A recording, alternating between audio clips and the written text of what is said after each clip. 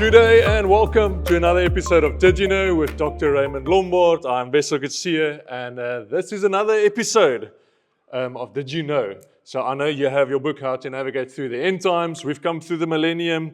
We have spoken about the resurrection last week, which was really interesting. So we're going to continue on the resurrection because apparently there was more to speak about. Absolutely. There's a lot to speak about when So it comes last to the week- resurrection. Last week we got this great analogy of a harvest, of a wheat field, of the, what did you say? It was the The late harvest. First, the first fruit. first fruit, and then it's the harvest, Yes. and then it's the late harvest. Yes. So if you look at it like that, the resurrection, Yeah, I'm not going to give it all away because you need to go listen to last week. yeah. But if you know what we are speaking about, we're going to continue speaking And about of course, there's people that do understand two languages like Afrikaans. So in Afrikaans, we would say die eerste vrugte, it. Yeah, first die fruit. oes en die naoes. Yes. Yeah. The That is in harvest, our the oes, language. Yeah. the late harvest, the That's- laat oes. All right. Okay, so today we said we're gonna speak a little bit about glorified bodies. So I know if people listened last week, they're gonna go like, "Wait, you said glorified bodies this week." Yes. We are gonna speak about it, but Absolutely. I wanted to intro it a little bit with Bible evidence Yes. on the resurrection. Yes. About the first resurrection you spoke about in relation to believers. Yes. Where do we read? If I want to now go, because I followed here, I want to go read in my Bible. Yes. Where does the Bible speak about resurrection in relation to believers? So my suggestion is get the book, How to Navigate to the End Because it Times, gives us a and list, you've yeah. got all the text there. But what I actually did in my research vessel for many years, my understanding was, how did the Bible address and where? What words does the Bible use when it speaks about the resurrection, especially the resurrection of believers, the first resurrection? And so If we say for believers, this is the church age believers. yes, and of course it will pertain to after the church age when the through the Great Tribulation the martyrs rise Okay, from so the dead. we're including everyone. It will, in that. and as Okay. well as the Old Testament saints. So you're saying the eventually. harvest and the late harvest. It will definitely Okay. be, including of course the Old Testament saints. But if you listen to Jesus, so I looked at what Jesus said and what Dr. Luke said and Paul. And so Jesus said, when he talked about the resurrection, he says, at the resurrection of the just, in Luke 14, verse 14. I think for a moment, Jesus talked about the day when the just, the believers, the faithful, when they rise from the dead. So he actually calls it the resurrection of the just, the just righteous. meaning justified in Christ Yes, Jesus. Okay. yes. Very, very interesting. And of course, it will include also the Old Testament saints, the righteous, because Okay. the Bible call in Hebrew 11, Hebrew 12, the spirits of the righteous, which includes the Old Testament Okay, so saints. Jesus spoke about the resurrection of the believers. Absolutely. In Luke 14. Yes, and in just a few chapters later, in Luke 20, verse 36, we read about, Jesus talk about the sons of the resurrection. Okay. So Jesus would talk about, so one day, people will rise up, and they are sons of the resurrection. So it means the resurrection belongs to them. Okay. They are sons of the resurrection. It's how Jesus coined it. What I want you to hear is how Jesus coined it. Because if you say you're a son of the resurrection, in my mind it goes, it's my inheritance. Yes, The resurrection is part of my inheritance. yes, Okay. yes, absolutely. Or like in John 5, verse 12, Jesus would talk about the resurrection of life. From Because death the to body life. died. Yeah. So can you So see? you're resurrected back to life. You see? So now can you see how the picture unfolds? And that's where we're going towards, okay, what if I live again, what's this body? Right. I won't go there yet. So Yes. I'm just, So, but now you can pick it up when you look at this. You can see of the just, yeah. sons of resurrection, resurrection of life, and then Acts. Dr. Luke, he would talk about, and when Peter preached and so on, they preached in Jesus Christ, the one that was part of the first fruit, the resurrection from the dead. This is what it means. Yeah. So the resurrection means somebody has died. and become alive. It's not that I'm alive and I get resurrected. Yeah. The resurrection pertains to somebody that died. Yeah. That's why the Bible explicitly say that in Jesus Christ there will be the resurrection from the dead. Because they're also preaching in that context of Jesus just died. They just established a church, and they're preaching resurrection in Jesus Christ because Jesus was resurrected. That's the message. And that is the power of the gospel, because we don't have a dead God. We have a God that was raised from the grave. So the one that started the Christian faith is alive and is in heaven. All others died. Yeah. And they're still in the grave. I mean, everybody else, every other religion is speaking to a God that died. Or that the person that started it, the founder of that religion, is in the grave. Yeah. Correct? And then Revelation 20 verse 6, now by John, he calls it, you have now part in the first resurrection.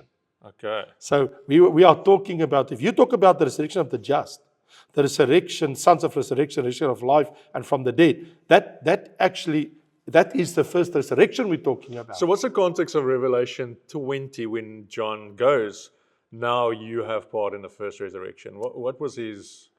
Because he's talking about the martyrs that died. The context talk about the martyrs that died. Okay.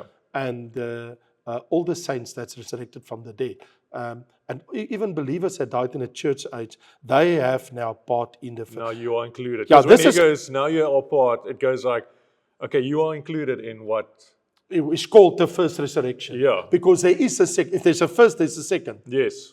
And that, of course, we don't want to talk about that. And of course, now. we've already had the church resurrected Yes, by then. in the rapture. So you That's will go, it. but now you are also part of it. That's it. Yeah. Perfectly spot on. And then Paul, he would talk about, and we talk about the rapture, talking about that. The dead in Christ will rise first. Okay. So if you didn't die in Christ, you can't rise And how are you in Christ? by accepting Jesus Christ your Lord and Savior. Yeah. By dying for yourself Yeah. and in Christ. And so Hebrew 11 would call this whole thing we discussed so far today a better resurrection. He said that Abraham and Jacob and Isaac and the Old Testament saints like Samuel and David and Daniel, they all died with the promise of living for all eternity, and they didn't get the promise yet. Okay. Because the resurrection haven't taken place yet. Yeah. So in the context of Hebrew 11, he says, they all died with their eyes on a better resurrection. Okay. I will serve God faithfully, and when I die, I know there will be a day when the graves will open. Because they were waiting for the coming Messiah and they never saw that. in And essence. so, and even the Bible says some of them was sawn in half. Sure. Cut in half. Yes, they were cut in half. They died. They were martyred. Talking about Hebrew 11, talk about especially the Old Testament saints. Yeah. He said how they died believing in Yahweh, in the God of heaven, the one true God. And what he says, they all rather died, knowing they're going to get a better resurrection. You know, it makes me think of, you remember the other day when ISIS, when they put all that 11 guys on the beach Yeah. in that jumpsuits, Yes. and they cut their heads off. Yeah. It was on national televisions around the world. Yeah. You saw that. Yeah. And each one, they were told by ISIS, renounce your Christian faith. If you don't do it, your head will be chopped off. And they said, I can't renounce Jesus. And their head was cut off. And when they got to the last guy in the sand, he was not a believer, he was not a Christian. Sure. And they said to him, you must renounce Jesus. He says, I don't know who Jesus is. So what must I renounce? Yeah. And they said, you're not a Christian? He says, no, Jesus, I don't know who Jesus is. He says, but the God that they all believed in and died for, I now believe in him. And they chopped his head off. Yeah. So maybe their lives just counted for that one guy to get saved. He got for saved eternity right there in the sand on that beach Yeah. that day because of their sacrifice. of their sacrifice. Sure. So this is when we talk about how the Bible talk about the first resurrection. So for yourself, Vessel, you should now understand you are a son, one of the sons of the resurrection, Yeah. because you're in Christ. Yeah. And you're part of the group of the righteous. And there will be a resurrection to life because you died in Christ. That's the promise. That is the promise. Isn't that amazing? Okay, that's amazing. The first resurrection. Absolutely. And so what is interesting when we talk about what I did make a note of in my book is looking at the Bible, we do understand the resurrection of Jesus is a triumphant proclamation that he lives. Because we serve a living God, not a dead God. Yeah. But this you can't forget. Because Jesus rose from the dead as a first fruit, there's a guarantee of a glorious resurrection of the believer. That's the guarantee. Yeah. How do you know, Vessel, that you will one day, if you die, rose from the dead? How do you know that? Well, in this context, I go, because Jesus was raised, Can you see? I can also be raised from the dead. Because the same spirit that was Christ. exact. So in other words, that becomes your guarantee. Yes. What I want to say is the Bible confirms, but now Christ is risen from the dead, there's a resurrection. He has become the first fruit of those who have fallen asleep, because they will also now be raised from the dead, because he's risen from the dead. Yeah. So if Christ didn't rise from the dead, there will be no resurrection. Precisely. That's the point. And I mean, we just read in the Bible, it's my inheritance. That's what it It's is. coming, it's in the future for me. So I go, then it's a guarantee. I will be resurrected with him. Yeah, and I have a very, very special story when the Lord Jesus come to tell it to me in my own room. And you will do, I know you're going to do, shoot in time to come, Tell us. true life stories, what happened to me. So I not only read it in the Bible, you promised it to me personally too. Tell us about it. We'll get to that when we get to the story. Otherwise, I'm going to share the story now. Yeah. Hold our guns. Because Dr. Ray has got a book, The Testimony, where he tells all those stories. But we kept telling him we need to add a few more stories, because he'll tell us stories that's not in the books. And we're like, well, we need to add that to the book. We need to add that to the book. So And it's all true life events. It's not just storytelling. It is real events. That yeah. So we got a plan at the end of the year to let him tell those stories. But let's see, because it probably will start in Afrikaans and then in English. We'll see how we go. We get AI to translate it from Afrikaans to English. Get you a different voice. No. Okay, so I've got one more on this before we go to the glorified bodies, just because Yes. we touched on it the whole time. But one of the questions we have here in the book is what is the profound what profound significance does the resurrection of Jesus hold for believers? And you just touched on it, but is there anything else you want to elaborate on that point before we go to A very, very, what the resurrection a looks like for very us? valid, important point. Okay. Jesus in Revelation 1, when he appeared to John on the Isle of Patmos, he said, the one that was dead and rose from the dead. And John knew him personally for 3.5 years before Jesus died and rose from the dead. And he saw him after he rose from the dead, in the upper room. And for 40 days before Jesus went back to heaven. He was even on the Mount of Olives when Jesus went to heaven in a cloud. When Jesus appeared to John, nearly 65 years after that incident. 60 to 65 years after Jesus left John for heaven. John was now a very old man. Yeah. In 1995 after Christ, very late stage, the last book, John, Jesus appeared to him. Yeah. And when Jesus appeared to him, he spoke these words: I am the first and the last, which means the Alpha and the Omega. I am he who lives and was dead. And behold, I am alive forevermore. I can never die Yeah. because I have a glorified body. And John would have understood this because he knew Jesus as a person. Oh, yes. He saw him die. He saw him after death. In his resurrected He body. walked with him, and now it's, like you say, 65 years later. Yes. Most of the other disciples died. Now, as all of them died martyrs. already, not most. He's the only one He's left. the last one standing. Sitting on Patmos. Absolutely. And Jesus is speaking to him. Absolutely. Telling him this. And he'll be like, it's Jesus, my friend. And listen to this, what Yeah. is so profound. And I have the keys of Hades and of death. Ooh, what does that mean? Think about it.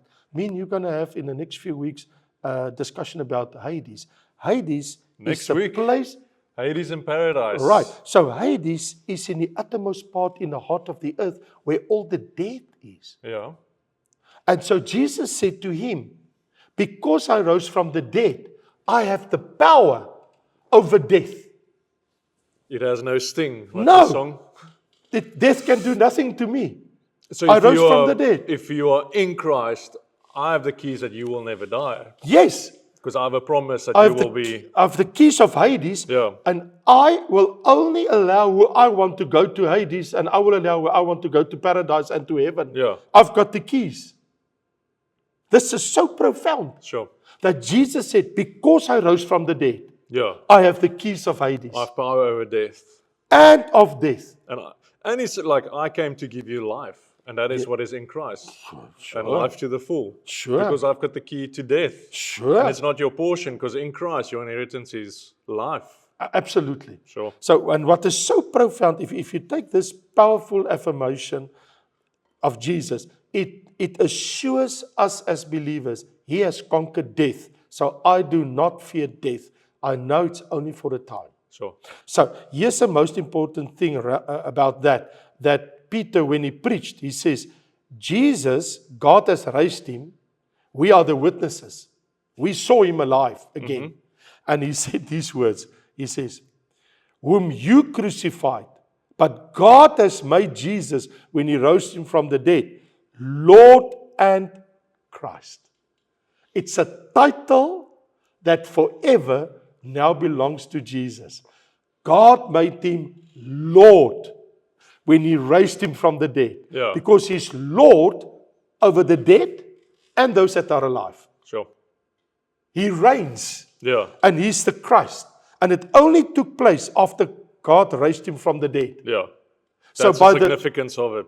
It's absolutely, in other words, Jesus is Lord of Lords, King of Kings, and he reigns supreme. He's the first fruit. He's the first to raise from the dead and live for all eternity. He's conquered death. Totally. And that is what our And faith sin in Jesus and the devil. Yes, and that's what our faith in Jesus is. He's conquered our sin, he's conquered the devil, he's conquered death. We have life with him. We have forgiveness and mercy, all because of the resurrection. Oh, the death and the resurrection. If it was just the death, it was just the death. Exactly. But there was a resurrection. And you know what's one of the most amazing things, Vessel? If you go to Ephesians 1, verse 20 to 22, it says, and because of through the resurrection, God the Father made Christ head over all things in the universe. He's now the highest. And he made him head of the church. Yes. The church did not exist before the resurrection. I want you to understand something. By raising Jesus from the dead, he's not only Lord of Lords and King of glory, but he is the head of the church. So all believers in Christ in the church age are part of the body of Christ, but there's only one head. Yeah. So the body has got many parts, Yeah. many fingers, toes, 2 arms, 2 legs, Different but functions, only different expressions. one head, Yeah. and that is Jesus Christ. There we go. So in other words, and there was no church before Jesus was crucified. Yeah. So the church is a new creature. Yeah. It is a new creation. Well, it all only came to life like when he was resurrected and when he breathed his Holy Spirit into the people and they established the church. So can you see how profound the resurrection is? Yeah. And that's not all, because through the resurrection, there's a promise in Romans 8 to 11 that if we have the same Spirit who raised Jesus from the dead, that Holy Spirit that's inside of me is my deposit. According to Ephesians chapter 1, God has deposited something in your life. He sealed us with the Holy Spirit, and it is a deposit of a promise. The full payment will come. And according to Ephesians, the full payment is, you have now in this body of dust that will die one day, you have the eternal Spirit of God inside of you. But when you die and you become dust in the earth, that same Spirit that lived in this body will go in there and he will raise that body that dust, to be an immortal body, glorified body Yeah. for all eternity. That, and we have the deposit, which means the full payment still has to come. Like if I go and buy a car, I put a deposit down, Yeah. and I say I will do all the payments, but the Yeah. car's only mine when the last payment is done. Okay. So God says, I've put a deposit in you. The full payment comes when I raise you from the dead. You have your glorified body. That's the promise. Ooh, so tell us, what is this? What is this promise? What is I've got a deposit now, but you're speaking about I'm going to go to dust. Yes. My spirit's going to come up with this Yes. glorified body. Yes. Tell us more about Okay, it. but I think the better thing would be if we look at the body of Christ, then we will understand what is ours. Because there's a text that says that in 1 John, here's a promise. So to answer your question, I have a contra question. My contra question will be, okay, so with what body did Christ rose? Because it says, behold what manner of love the Father has bestowed on us, that we should be called children of God. Now, if I'm a child of God, therefore the world does not know us because it did not know him. We understand that. Yeah.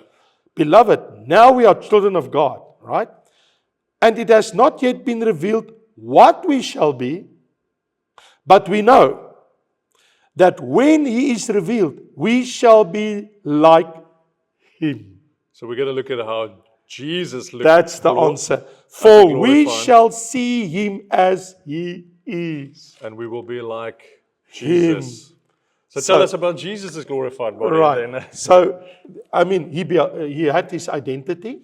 He looked the same Jesus. I will still recognize Exactly. Jesus. So that we know. So vessel will be vessel. I will recognize you instantly when I see you. Maybe we won't recognize Jesus because we've got so many pictures of him as this white man with long hair, always an Arab guy with black hair, with a beard, no beard. Make no mistake, when you see Jesus, You'll know him. for all eternity, you will know him before you even see him. Yeah. You will. And because, remember, he could appear and disappear at will with a glorified body. And he walked through a wall. Yes, he could go through doors and walls with his glorified body. He could move between earth and heaven with his glorified body.